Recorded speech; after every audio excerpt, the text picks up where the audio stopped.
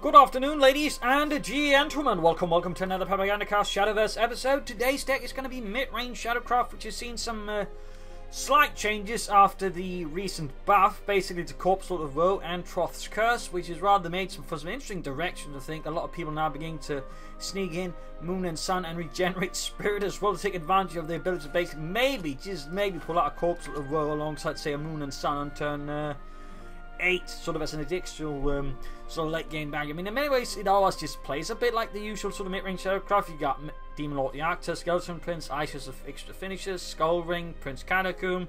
A lot of sort of the usual suspects, but there's sort of a few additions here. Paradise Vanguard is essentially taking over the role of Soul Squatcher because increasingly you don't really have a lot of targets for it. Plus, you want to use the shadows for Corpselord of Woe or Demon Lord the Actor. There's a bit more sort of larger targets drawing in, so Paradise Vanguard sort of serves just another 2-drop that can also help you control the board, which the deck occasionally can still sort of struggle with. 2 Troth's Curse, because I think with more than that you risk at times just breaking your hand, like it requires something to take a board, but in other cases it can be really powerful with that. And Orator of the Bone sort of helps create stuff for Troth's Curse to actually, work with. And Regenerate Spirit can be used on, say, just turn 4. If you lost Moon and Sun, bring it back. Either of the two you sort of decide to summon up. I mean, you can actually get more into your hand, which is one reason you don't run more than 2, at least in my opinion, because there's a theoretical option you actually end up filling up your hand with Moon and Suns then, because you basically get up too many. So the deck basically sort of isn't quite as immediately strong up, but late game it can sort of wear down the opponent with some heavy attritional styles, then sets up for the actor and some shenanigans with Corpselord of Woe. So it'll be interesting to see how it works out. Sort of had a reasonable success with it so far, especially after sort of updated with this sort of little piece as well. It's not amazing, but it's kind of fun and it does work. So let's give it a spin, shall we? So we are against Paulcraft going first. I don't want that. I definitely don't want that. Prince Catacomb can be used. We get a Bolter Stick, so let's hope we do. And in this case, we get lucky. We get a 1-drop, we get a 2-drop. Hopefully get a 3-drop as well, and hopefully there's not too much interference. Oh, now we got too many 1-drops, which is less good. Less good. Of course, we get another 2-drop. We can then play that along with it, but still, there's a chance here we run out of steam very fast if we're not careful. At least I'm not careful, obviously. Corpselord of Woe appears again. We just play down stuff, hit face. Skull Ring around turn 3 would be nice. Moon and Sun that could also work. Moon and Sun could also work. There we go. Also has the added benefit of basically, if he has substitution, he has to choose between this or this. Meaning, either way, I get a card into my hand. And if he doesn't have substitution, even better. Even better. The substitution really is a nightmare to play around, to be honest. A real nightmare. He ends up going for Smooth. And he's only got Icarus, which we gotta kill though, because I was going to begin drawing in a lot of stuff there, but at this stage that's not too bad really. We still get a bunch of stuff on board and we get to draw a card. There we go. I mean, he could have another Icarus in hand. That is a possibility. But that means he had 3 Icaruses in hand, which seems statistically a little less likely. Ah, Puppeteer Strings. Curse you.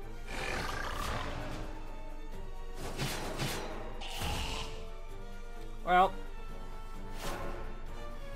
in this case, I Goblin up and Corpselord of Woe up and involve him just to make sure. I mean, there are a few situations where he can remove it, but let's hope he doesn't have that, because otherwise we're just, playing not to lose rather than to win. In this case, playing down a big threat, he has to remove repeatedly. In those situations, is playing to win and can exhaust his resources, which is really what we want to do against Portalcraft. We want them to just, die out. Did he actually pull on his artifacts? Is it open? Doesn't look like it though. Doesn't look like it. There we go. We just forced him to have to spend an illusion point to deal with that, and of course he just evolves again. So that can't be removed. And this of course is when we sort of, you know, add to the fun. Oh, regenerate spirit. Hopefully we pull that one again. This is a bit particular with the deck. With Prince Catacomb, you do risk pulling him back, say on turn 8, but if you don't, then you're in business. But there you go. Now I've got a sort of large mixture of threats on the board. Some of them quite, in fact, most of them are quite sticky. There we go. Victory for once. Been a bit stuck around here between 6,000 and 7,000 lately. Slightly tilt, I guess, and just some really bad luck from time to time, to be honest. There we go. There we go. Up against Shadow. We're going first. Corpselord of Woe. I'd rather have that for later, but I guess I'll take it for now. We got 1, 2, theoretically 4, though again I'd rather prefer not playing it. Well, I guess we can get away with it. Sort of. I still need a 3-drop if possible. Still need a 3-drop. Goblin. So, likely mid-range as well. Or some sort of aggro deck, I suppose. That seems less likely. Oh, it's one of those. It's a Hinterland Ghoul deck. You don't get to see those very often.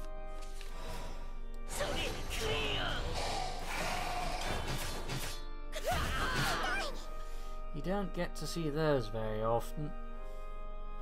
But no one else plays Gloaming Tombs at all. So that means he's not going to have a Corpselord of Woe of his own now. That's nice. Guess I got a trade here. Play down 1. Don't want him to be able to Prince Catacomb. Plus, if that's what he got for now, he can't deal with the Corpselord of Woe, which is reasonable for me, though I won't be able to activate it anyways next turn due to the Skull Ring. I mean, he can still deal with it if he wants to, but he doesn't have to. We'll see if he does, though. He does. He's taking no chances. He's taking no chances, no prisoners. I think we're just going to play Prince Catacomb. Keep up the pressure here. I don't think there's much of an actual reason to play Corpselord of Woe there. He got his Paradise Vanguard back. That's going to be able to clear out some of my skeletons there for the later times. Moon and Sun as well. Oh, we got our own Paradise Vanguard to counter that one returning.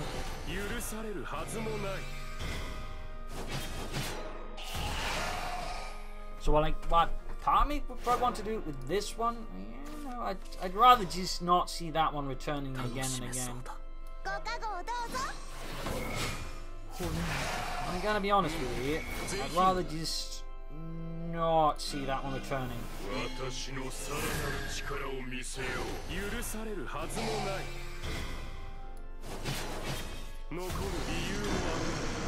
Second Corpselord, which means he then has to choose between that or that. He'll probably choose that one, which would hopefully then make whatever next comes easy to clean up. Or not. Or not. More shadows there.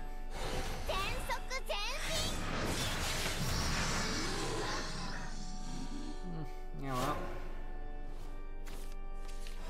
well, we got another one. We got another one if I want to play that now. So I think I'm just gonna put the place of the knuckle and just track forwards. I mean, he can play down a Goblin King next turn, so Oh, I forgot about ODO. Damn it. Missed. Ah. In this case, not punished. Lucky me. I could actually been punished pretty badly by that. And I get to punish him, sort of. I think I'm going to go for this, as that's slightly more cost-efficient play. Down to 5.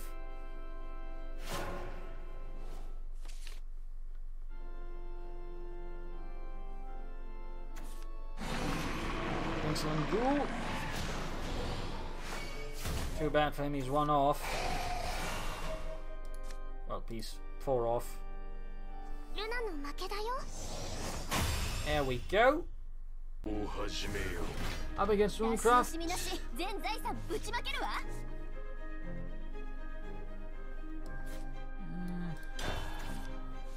Yakta, alright. Got that guaranteed. Goodie. Troth's Curse. If you play something that sort of Flame Guard destroys, Troth's Curse can be pretty helpful. To quickly clear that one out, but if it's spell boost, it's not always going to be too useful. Burn Rune, not so useful either. I mean, if there's some sort of mid-range rune that appears, pretty solid. Neutral Rune, that's going to be amazing to, for example, clear out an early Awakened Abomination. Beyond that, though, Troth's Curse versus Runecraft is a well, not super dead card. It's not an amazing card either. Like Troth's Curse, they're just removing big threats. So, like, you know, Zeus, boom, down. Heavenly Knight, dead. Deader than Disco, but you know, Owls and all that just ends up being slightly wasted on, and most of these just tend to play some of that stuff. Occasionally again Flame Guard Destroy, but that's much later into the game, and usually want to run them down before that anyways. Okay, neutral. Neutral room. Things just got a lot more interesting. And Troth's Curse just became a lot more valuable.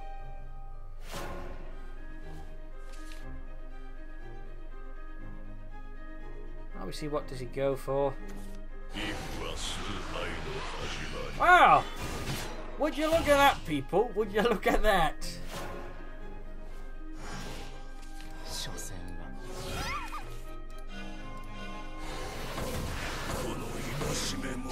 Speak of the devil!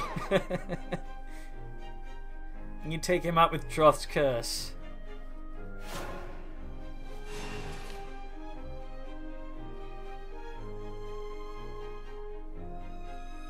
So what happens next? What happens next?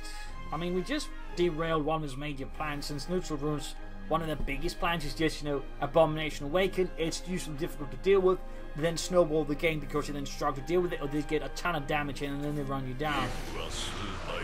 If they had a second one, he's going to have to spend a roll point on that.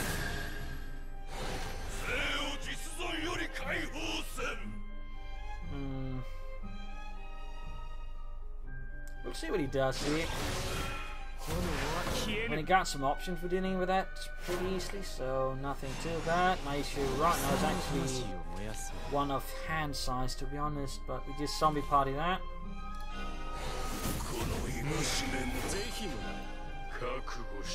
And then we hit for 3. So we already cleared out 2 Abomination Awakens. That's usually a pretty big commitment from Neutral Rune. And again, they usually, you know, that's their early game, that's the big bombs, which they usually use to destabilize the game and try to catch up with. And without those, in fact, 2 of them easily dealt with without me actually losing any noticeable tempo. He's in a pretty sticky situation. Like, if he got any more sticky, he'd be covered in it.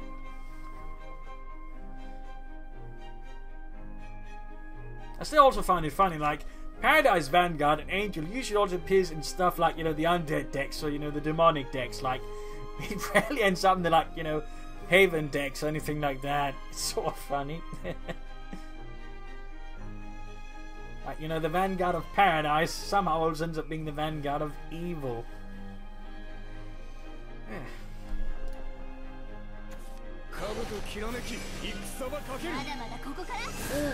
This just got better. This just got so much better. I'm just going to trade in here. Preserve an evolution point, play that Skeleton Prince.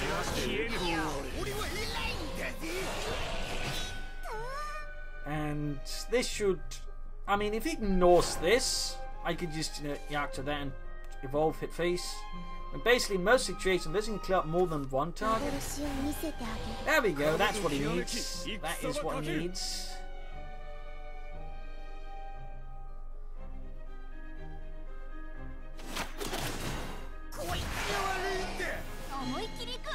That is what he needs.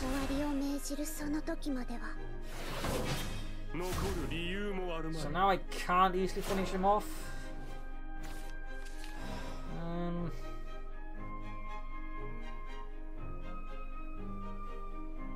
I have several options here. One, I can just try and burst through with the actor, spending that plus maybe an evolution point. The other option is I just trade here, zombie party, and trade, and just wait for the next turn. Like, he's just expending most of his resources. Neutral Room doesn't have a lot of AoE otherwise, so I think I'm liking that option, to be honest. I am very much liking that option. It obviously doesn't matter which order I think we do it in, to be honest. Like, we can sort of zombie party that, or trade here.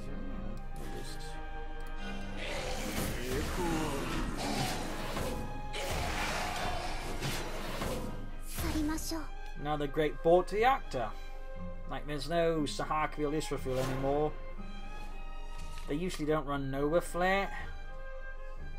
I could be, of course, unpleasantly surprised with a Nova Flare, but I don't think that is in the particularly likely realm. Right.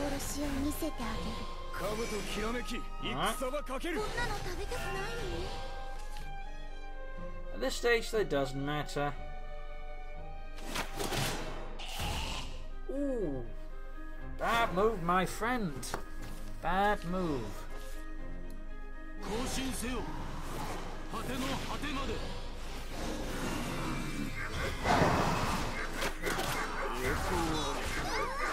There we go. Death.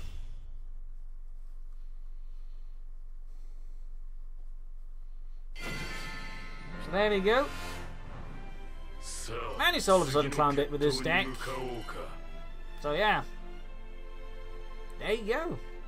So there you have it, Midrange Shadowcraft. It's obviously more expensive compared to before. I mean, Corpselord of Woes, Demon Lord Actors, plus even Moon and Sun. Like, they add a bit to the price tag of the deck. And the problem is, like, Moon and Sun I think is largely run A because, helps you deal with the card, but also in this case regenerate spirit can next be used on it. And the problem is, you don't really have a lot of other useful regenerate spirit targets besides this and this at the moment. And of course, even then you run the risk of pulling Prince Catacomb, which of course is a risk you can't accept, I suppose. But I mean, the deck does run the more expensive side. Of course, the actor rotates out soon, so I don't think I'd recommend this to like any newcomers unless they like pull like 2 or 3 actors in the opening packs and like, all right, well I got 3 already, I might as well just craft the rest. Like, there'll probably be something else to replace him. But otherwise, I'd probably feel bad just recommending this deck otherwise. But for someone who's got like 3 actors who want to play more Midrange Shadow, this actually feels like a pretty competent deck. I mean, obviously it's got its bad matchups, but it feels like it can deal with more, it can sort of threaten more, and Corpselord of Woe is just a really bad threat on the board a lot of the time. Like, if they can't deal with him immediately, he can actually snowball a lot, and he can just give you a massive tempo lead. So, like, Corpselord of Woe now is pretty solid. I mean, again, he's essentially like 5/4 stats times 2 because, evolve, and then you get like 10/8, which is roughly, 9/9, which is a 10 drop. That is a 4 play point, 10 drop with an evo point. That's, and again, minimum. Like, if this, survives and, pulls himself together again, you just got yourself another bout there. Again, you got yourself all of a sudden, like, potentially 20, 16? That's a 20 drop, if that ever existed. Like, he can be a massive, like, engine, essentially, for just pushing damage in. And Moon and Sun can just be helpful in controlling the board, and again gives you more threat, and again with Generate Spirit you can sort of push out even more threats. And Troth's Curse, you can see that can be quite useful, just all of a sudden removing a very large threat, and that's really a powerful ability to have. Just, oh, there's a very large threat, I have a skeleton that can't kill it, but with this, I can. So like, the deck packs a lot more punch. Again, it has lost some of the usual suspects like Soul Squasher, but Paradise Vanguard, I think in many cases sort of makes up for it in a lot of situations. So there you go. I mean, it works pretty well, as you can sort of see. I mean, it's not amazing, it's not tier 1, but I'd probably rate it maybe like tier 2, mid tier 2. Possibly with some more optimizations, might even make higher tier 2, though. But like, it's reasonably good actually. It's reasonably good now. Again, Corpselord of Woe carries a lot. Their Moon and Sun helps out a bit, and well, I've yet to really pull off anything serious with Generate Spirit, but like, I like the idea, and obviously you can replace it with something else, but like, potentially you can pull, you know, a Moon and Sun and a Corpselord of Woe on turn 8 on top of everything else, in which case you just made a really big value play in the late game. So hopefully you enjoyed this video. If you did, subscribe, like, share, comment on it. This is Imperial signing off another 2 days time, and my apologies for not getting video up 2 days ago. There were some technical issues and was short on time, so that rather had to be put on hold. But hope you have some fun with the Shadowverse, and this is Imperial signing off. Cheers!